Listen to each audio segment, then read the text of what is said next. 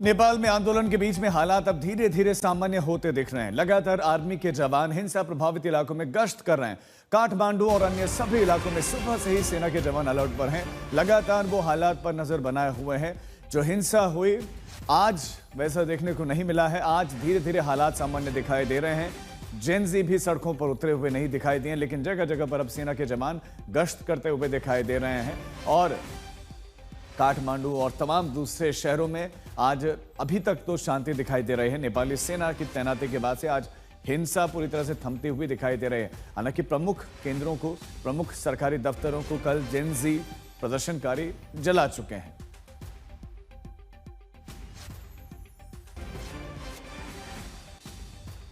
नेपाल में 2 दिनों में जो कुछ हुआ है उससे पूरा देश अस्थिर हो चुका है। जहां पर ओली को पीएम पद से इस्तीफा देना पड़ा है। आंदोलनकारियों ने कल नेपाल के अलग अलग हिस्सों में पीएम, राष्ट्रपति के निजी आवास को जला दिया। पूर्व प्रधानमंत्री सुशील कोइराला के आवास को फूंक दिया गया। मंत्रियों, पूर्व मंत्रियों के घरों पर हमला बोल दिया गया। और जलते हुए इन घरों की ये 6 तस्वीरें उस गुस्से को बयां कर रही है। हर एक जो आग की लपट है उसमें वो गुस्सा है जेनजी का, जिस पर आक्रोश, जिसमें गुस्सा इन्हीं नेताओं के प्रति था।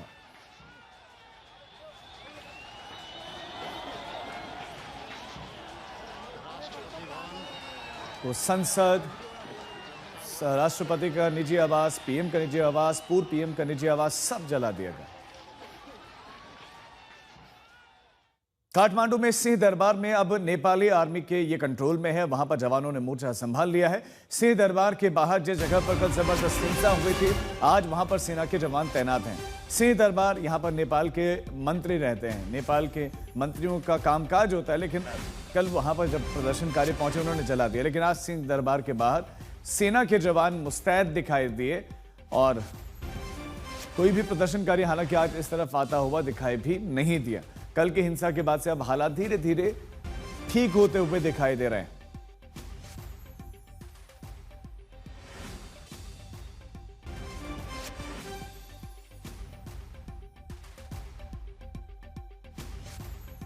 हमारे ठीक पीछे नेपाल के राजा, जिन्होंने नेपाल के साम्राज्य को यूनिफाई किया था, इकट्ठा किया था, पृथ्वी नारायण शाह की मूर्ति लगी हुई है।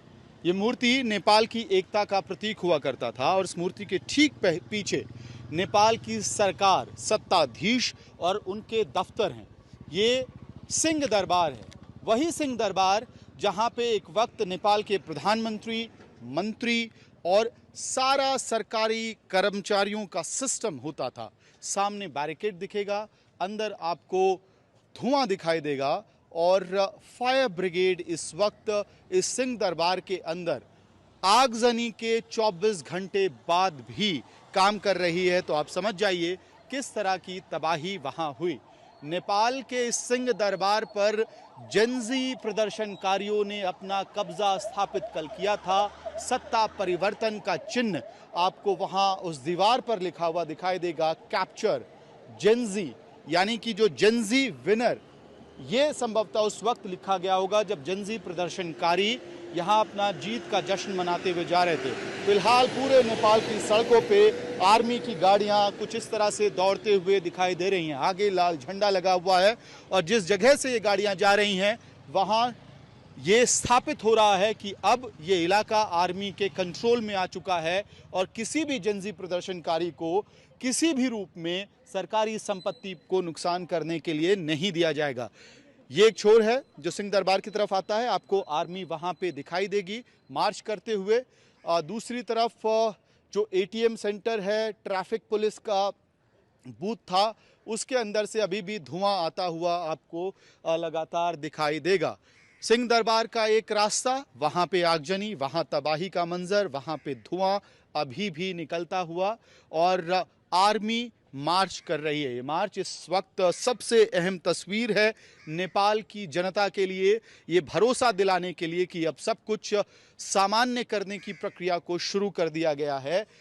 लेकिन कल इसी सिंह दरबार के आसपास किस तरह से हिंसा हुई, उसका एविडेंस, उसका प्रूफ आपके सामने है। पहले मोटरसाइकिल्स को इकट्ठा किया जाता है और फिर उसको आग लगाया जाता है।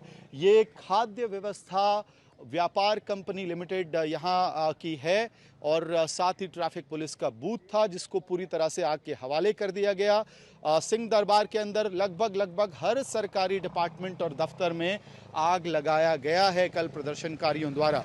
अब हम दूसरी तरफ आपको तस्वीर दिखाते हैं, यानी कि किस तरह से आर्मी इस वक्त नेपाल की हर व्यवस्था को अपने कंट्रोल में ले रही है। जो राष्ट्रीय बैंक है नेपाल का, आरबी बैंक, उसके हेडक्वार्टर्स के अंदर भी कल तोड़फोड़ हुई है, लेकिन किसी और ब्रांच के अंदर हमें बताया जा रहा है कि जनजी प्रदर्शनकारियों और ख़ास तौर पे उसमें जो थर्ड पार्टी एलिमेंट की अब बात की जा रही है, उनकी वजह से भारी नुकसान हुआ उस बैंक के अंदर। सेना ने आंदोलनकारियों से अपील की है कि वो अवैध हथियारों को सुरक्षा कर्मियों को वापस कर दें। प्रदर्शनकारियों ने इन हथियारों को छीना, लूटा, पकड़ा और उसके बाद से वो अपने अपने पास में लेकर गए। तो ऐसे में सेना के तरफ से आंदोलनकारियों से एक अपील की गई है कि ये जो हथियार है उनके पास में, ये अवैध हथियार हैं, तत्काल सुरक्षा कर्मियों को वापस लौटा दें।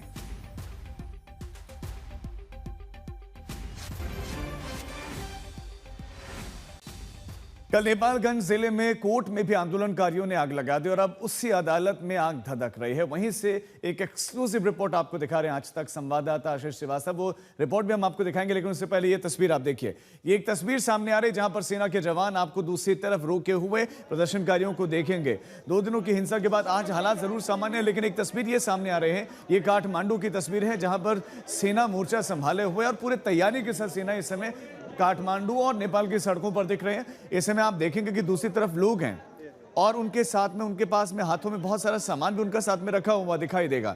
ये काठमांडू की तस्वीरें हैं, बिल्कुल ताज़ा तस्वीरें इस समय आप देख रहे हैं। अब ये लोग न झड़प करते हुए दिख रहे हैं, न बहस करते हुए दिख रहे हैं, लेकिन हाँ, वो एक तरफ खड़े हैं और कुछ इंतजार कर रहे हैं। इस तस्वीर पर और एक्सप्लेनेशन कुछ देर बाद आएगा कि एग्जैक्टली यहाँ पर क्या हो रहा है, लेकिन यहाँ पर आपको दिखाई देगा कि बड़ी संख्या में लोग हैं और बहुत बड़ी तादाद है और सेना ने एक तरफ उन्हें रोका हुआ है, लेकिन उनके पास बहुत सारा सामान है।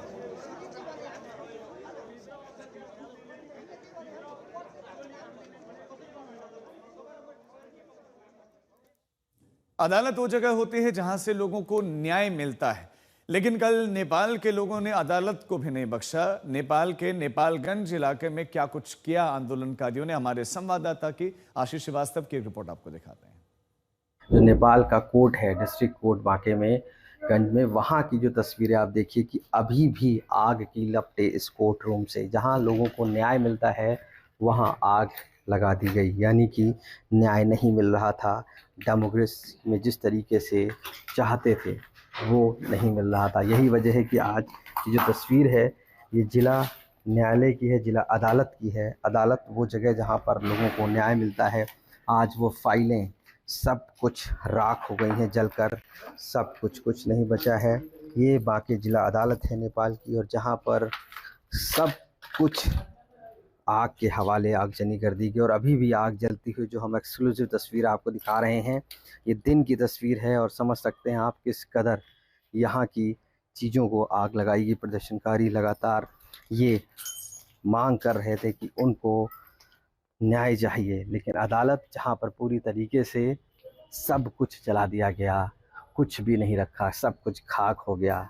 न्याय मिलने में देरी तो सुनी जाती है, कहा जाता है जहां न्याय नहीं मिल रहा है वहां लोगों ने खुद अपना न्याय किया, और यही वजह है कि प्रोटेस्टर ने सब कुछ तोड़ दिया। चाहे वो ग्लास हो, अदालत बैठने का रूम हो, जलती हुई आग हो, विंडो हो, खिड़कियाँ हों, यहाँ तक सोफ़े हैं, जो डॉक्यूमेंट्स हैं जिन पे लोगों दर्ज होते हैं, सब कुछ आग के हवाले कर दिया गया।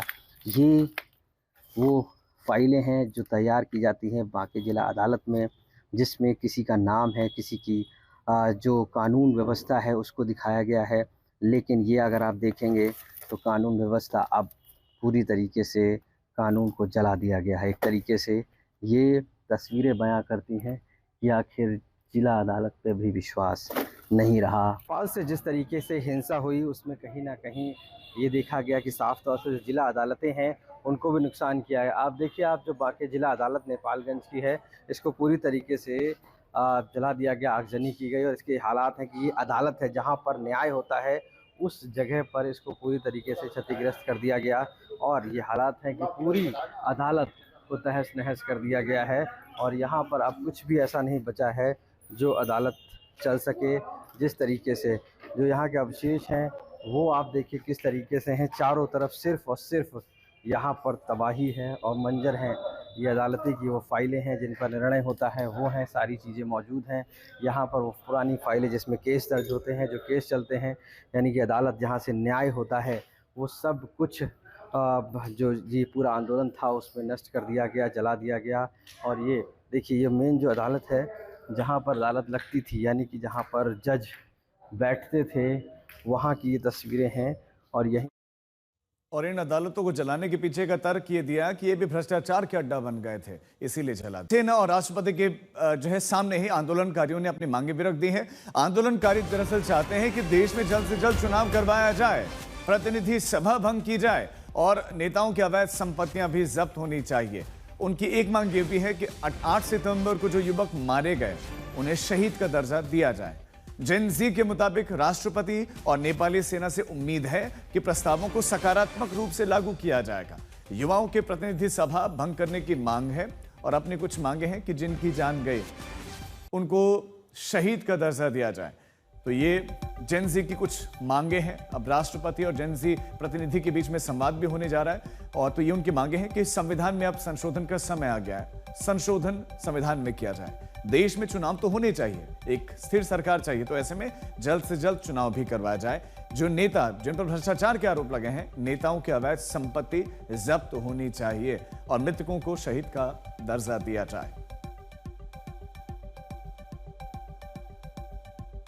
नेपाल 2 दिन तक हिंसा में खूब झुलसा है और अब वहां पर सेना ने मोर्चा संभाला है। लेकिन कल की 20 तस्वीरें आप देखिए कि वहां पर आंदोलनकारियों ने कैसे तोड़फोड़, कैसे मारपीट, कैसे आगजनी की। ये आपके सामने 20 तस्वीरें हैं।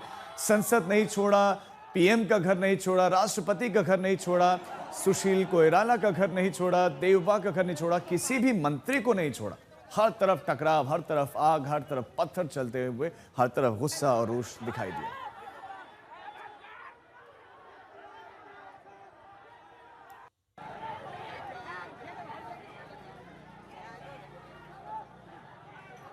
और अब काठमांडू से आपको हमारे संवाददाता पंकज दास की एक रिपोर्ट दिखाते हैं। नेपाल के लॉ एंड ऑर्डर सिचुएशन को नेपाल आर्मी ने अपने हाथों में ले लिया है। आप देख सकते हैं मेरे पीछे ये आर्मी के जवान हर चौक चौराहे पर अभी मौजूद हैं और वो लोगों से अपील कर रहे हैं कि काठमांडू में अभी भी कर्फ्यू जारी है और कर्फ्यू के कारण लोग अपने घरों में ही रहें। सुरक्षा के हालात काठमांडू में बेहद ही नाजुक है और एक तनाव का माहौल अभी भी बना हुआ है, इसलिए आर्मी हर चौक चौराहे पर यहाँ डिप्लॉय कर दिया गया है। ये अंतिम विकल्प है नेपाल की सुरक्षा का। अगर नेपाल आर्मी इस लॉ एंड ऑर्डर सिचुएशन को कंट्रोल कर पाई तो बहुत ही बेहतर होगा और नेपाल का हालात जो है वो सामान्य होता जाएगा। लेकिन अगर आर्मी ने भी कंट्रोल खो दिया अपना तो बेहद मुश्किल का सामना करना पड़ सकता है आने वाले दिनों में। आज हालात थोड़े सामान्य दिख रहे हैं, लेकिन लुम्बिनी में कल जबरदस्त हिंसा हुई थी और वहां पर भी हर चौराहे पर आर्मी के जवान अब दिख रहे हैं। वहां से और ज्यादा जानकारी दे रहे हैं आज तक संवाददाता आशीष श्रीवास्तव। नेपाल में जिस तरीके से हिंसा हुई उसके बाद आज सड़कों पर आर्मी के जवान को तैनात कर दिया गया है। आप देख सकते हैं कि आर्मी के जवान जो हैं वो पूरी तरीके से तैनात हैं और ये नेपाल का जो लुम्बिनी का चौराहा है वहाँ पर मौजूद है और हाथों में गन लिए हुए पूरी जो आप देख सकते हैं कि चारों तरफ सिर्फ आर्मी के ही जवान मिलेंगे। इसके साथ साथ कल जो तोड़फोड़ हुई थी उसकी हम तस्वीरें आपको दिखाते हैं कि किस तरीके से कल यहाँ पर तोड़फोड़ हुई थी। और ये जो आप देख रहे हैं जो नेपाल का राष्ट्र बैंक है उसके पास की ये तस्वीर है और यहाँ पर आप देखिए तो पाएंगे तो इस चीज़ को तोड़फोड़ की गई थी और इसके पास ही पूरी तरीके से इसको डैमेज कर दिया गया था।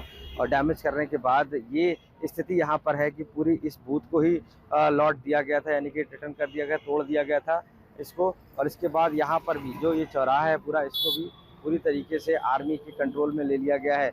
ये तो साफ है कि जिस तरीके से पूरे ये हालात बने और उसके बाद आज पूरे नेपाल को आर्मी ने अपने अंडरटेकिंग लिया हुआ है और कोई भी पुलिसकर्मी नहीं है, सिर्फ आर्मी के जवान हैं सड़कों पर। सेना ने अपील की है लोगों से शांति की, लेकिन जिस हिसाब से ये पूरी परिस्थितियां बनी हुई हैं उसको लेकर ये साफ तौर से माना गया है कि आर्मी अब सड़कों पर नेपाल की मौजूद है और वहां पर से ही अब लोगों से बातचीत करके फिर चाहे जिस तरीके से हो परिस्थितियों को देखा जा रहा है। और ऐसे बूथ बनाकर पूरी तरीके से आर्मी के जवानों ने अपने अंडरटेकिंग ले लिया है, क्योंकि कोई भी जो रास्ता जाता है वहाँ पर भी लोगों को देखा जा रहा है, चेक किया जा रहा है। और ऐसे ही पूरी जो तस्वीरें हैं वो आपको पूरे नेपाल में मिलेंगी देखने को। नेपाल में हिंसा भड़की है और आज तक के जो तमाम संवाददाता है वो ग्राउंड जीरो पर मौजूद हैं। आज तक एक एक तस्वीर लगातार और सबसे पहले आप तक पहुंचा रहा है, आपको दिखा रहा है। और हमारे संवाददाता ग्राउंड जीरो पर है, एक एक तस्वीर लाइव रिपोर्टिंग वहां से कर रहे हैं। हमारे संवाददाता रोहित कुमार सिंह, अमित भारद्वाज, आशीष श्रीवास्तव, संवाददाता पंकज दास लगातार हिंसा प्रभावित इलाकों में हैं। हर एक हालात की लगातार आपको जानकारी दे रहे हैं।